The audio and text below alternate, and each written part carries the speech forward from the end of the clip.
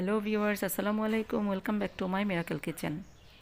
আমি আজকে আপনাদের আম দুধ দিয়ে একটা সন্দেশ রেসিপি দেখাবো। এটা যে এত মজা সেটা আপনারা কল্পনাও করতে পারবেন না। খেলে বুঝতে পারবেন যে এটা আসলে কতটা মজার। আর এটা বানানোও খুব সহজ, আর খুব অল্প কিছু উপকরণ দিয়েই এই সন্দেশটা বানাতে পারবেন। দোকানে আমরা যেই ধরনের সন্দেশ খাই তার চেয়ে কিন্তু কোনো অংশে টেস্ট কম না। তাহলে চলুন আম দুধের সন্দেশ রেসিপিটি দেখে নেই। আম দুধের এই মজার সন্দেশটি করার জন্য আমি চুলায় একটা ননস্টিকে ফ্রাই প্যান বসিয়ে দিয়েছি। আপনারা ইচ্ছে করলে কিন্তু অন্য হাঁড়িও দিতে পারেন, কিন্তু ননস্টিকে হলে একটু ভালো হয়। তারপরে আমি হাঁড়িতে প্রায় 1 লিটার 300 গ্রাম দুধ দিয়ে দিলাম।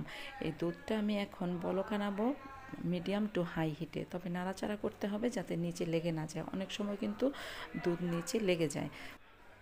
অল্প কিছুক্ষণের মধ্যে যখন দুধটা বলক এসে গেছে তখন চুলাটা মিডিয়াম টু লো হিটে করে দিলাম।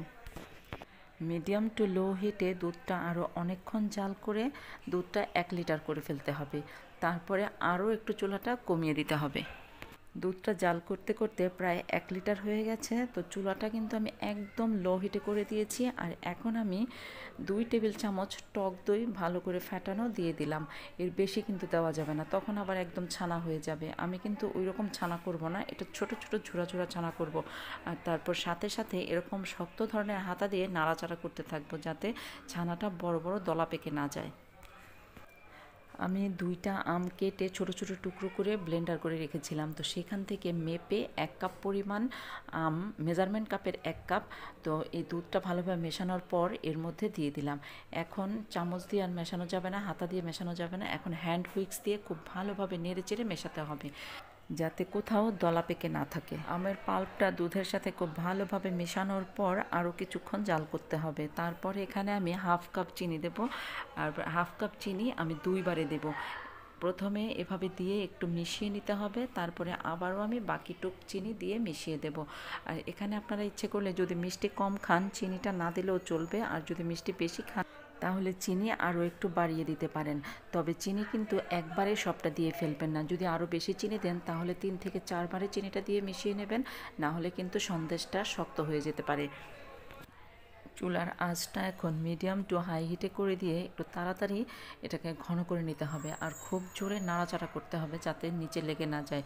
নিচে কোনো রকমই পোড়া লাগতে দেওয়া যাবে না, তাহলে আপনার সন্দেশের স্বাদটা সম্পূর্ণই নষ্ট হয়ে যাবে।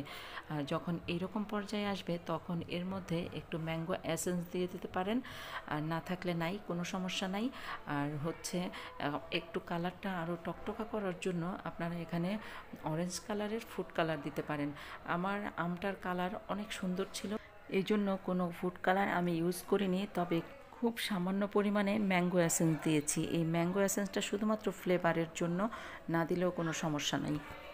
যখন এটা এই পর্যায়ে আসবে তখন এখানে 1 চা চামচ ঘি দিয়ে দেব। ঘিটা ফ্লেভারেরও কাজ করবে, আবার এটা আমি যখন মোল্ডে বসাবো বা অথবা ট্রেতে দিব এটা খুব সুন্দর করে কাটলে উঠে আসবে এই জন্য। তো এখন এটা হ্যান্ড হুইস্ক দিয়ে ঘিটাও খুব সুন্দরভাবে মিশিয়ে নিলাম। আর তারপর মিডিয়াম টু লো হিটে দিয়ে এখন এটাকে ঘন ঘন নাড়াচাড়া করতে হবে। এখন কিন্তু মিডিয়াম টু হাই হিটে দেওয়া যাবে না, মিডিয়াম টু লো হিটে দিয়ে নেড়ে চেড়ে এটাকে ঘন করে নিতে হবে। আর এখন আর হ্যান্ড হুইক্স লাগবে না, এখন এই রকম স্প্যাচুলা দিয়ে নাড়াচাড়া করতে হবে।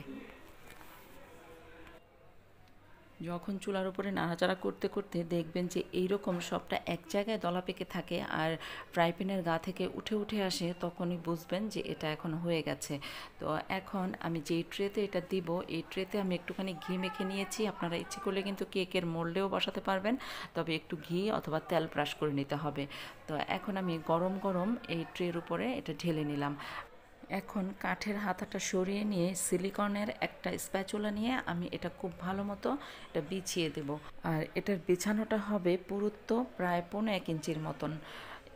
এর কম হলে কিন্তু ভালো লাগবে না, 1 ইঞ্চি হলেও কোনো সমস্যা নেই। তবে আমি 1.5 ইঞ্চির মতোই দিলাম। খুব সুন্দর করে বিছাতে হবে যাতে কাটলে এটা দেখতে খুব সুন্দর দেখা যায়। খুব সুন্দর করে সমান করে এটা বিছিয়ে নেওয়া হয়ে গেছে। এখন এটা ঠান্ডা হওয়ার জন্য সময় দিব প্রায় 1 ঘন্টা।